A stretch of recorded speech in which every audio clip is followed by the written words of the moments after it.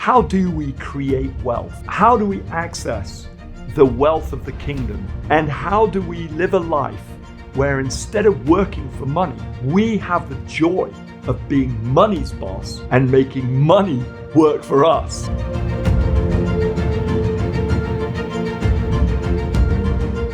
I mean, wow, that's an interesting concept. So good, yes. I mean, most people, myself included, for many years in my life, considered that the only way that we could grow in wealth was through our working hard during the daytime. But one day, we were confronted with the realization that we could actually make money while we were asleep. Now, just think about that, okay? How epic is that?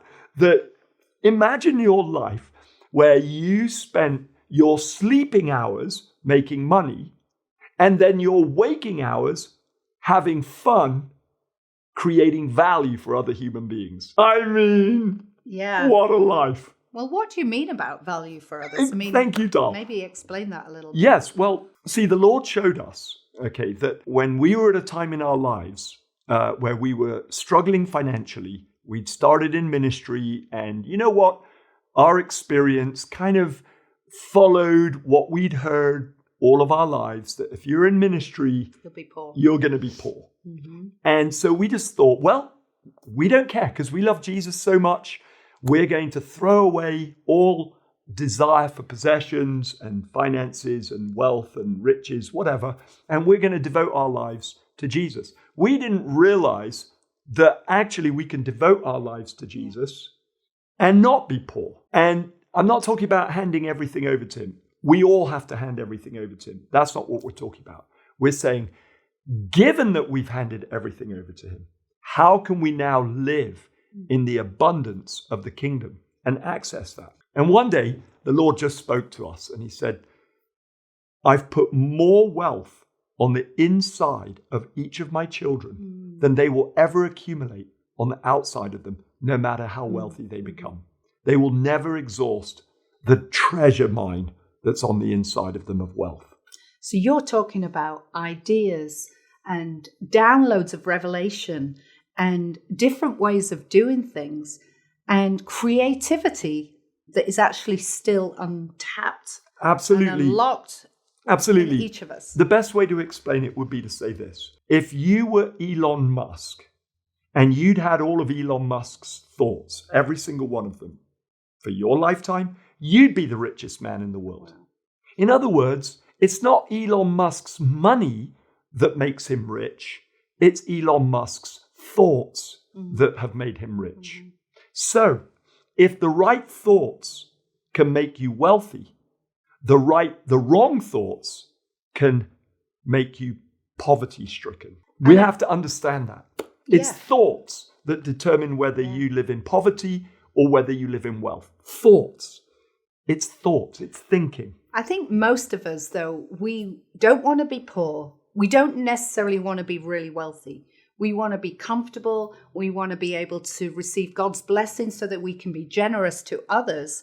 And so even like sometimes letting go of, well, I'm just a little person, maybe God's not going to trust me with little, or, oh gosh, no, I don't want the responsibility of too much wealth. Thinking. And Jesus talked about stewardship in many of his parables, that whatever God gives us, he wants us to not only take care of it and scratch around, he actually wants us to multiply what he gives us. Absolutely. When we come to that place of understanding that all things belong to God, all things are God's, he's the creator of everything. Colossians 1 says that all things were made by Jesus and for Jesus. Everything belongs to Jesus.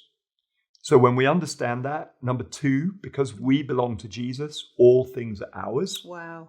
I mean, one of Kate and I's favorite things is to tell people, we were just in Bulgaria recently, and we told 800 people in this conference that I said to them all, Kate and I arrived here flying on our private jet.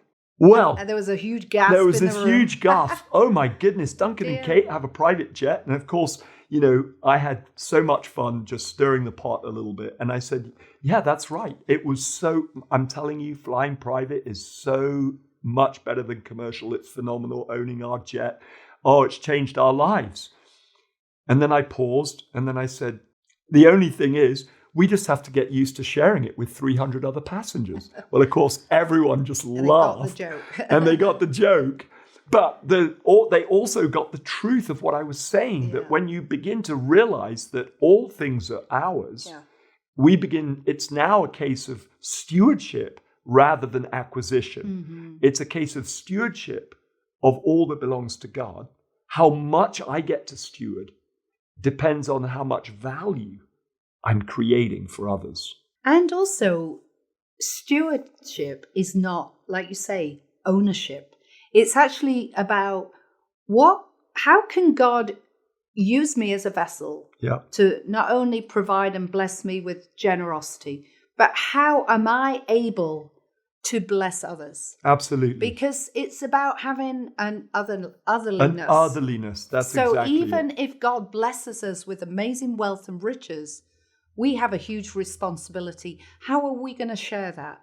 How are we going to bless others through the means? So that we're not just holding on for ourselves, but we're finding ways with our possessions, with our homes, with our vehicles, with our vacation homes for some people. How can we bless others so that they can share in the blessings of God?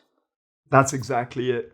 That was God's promise to Abraham. I will bless you so that through you, I can bless all the families on the earth. And, you know, God's put more wealth and treasure on the inside of you than you will ever be able to accumulate on the outside of you. We're so often as human beings, we're looking for money to come to us. We're looking for some way that we can just suddenly win the lottery or whatever.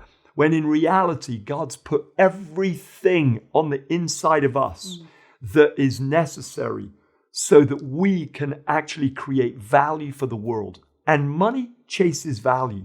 So when you create products, services, a mentality of thinking that is valuable for the world around you, you will grow wealthy because you will release the true wealth that's on the inside of you. Elon Musk has created products, electric vehicles, that the world considers so valuable right now for all manner of different reasons, whether you agree with that or not. The world consider it so valuable that they're purchasing his products, which is making him the richest man in the world. It's your thinking that will change the world. And it's time to release the creativity and the wealth that's inside of you. And maybe you've never actually thought about that. But you know, Christ in you is the hope of glory. Come on. He is the one that opens up the windows of heaven for your life. And we just have to ask God to reveal, who have you created me to be? How can I be my best self? And my overflow is that I will create things, businesses, opportunities that will bless others. That's it. Thank you so much for joining us, and we hope you really enjoyed this video. Don't forget to subscribe and also click on that notifications button. Also, click on the links below. We have lots of resources for you to enjoy that we believe will help you to live an amazing supernatural life in the power of the Holy Spirit. God bless. See you next time.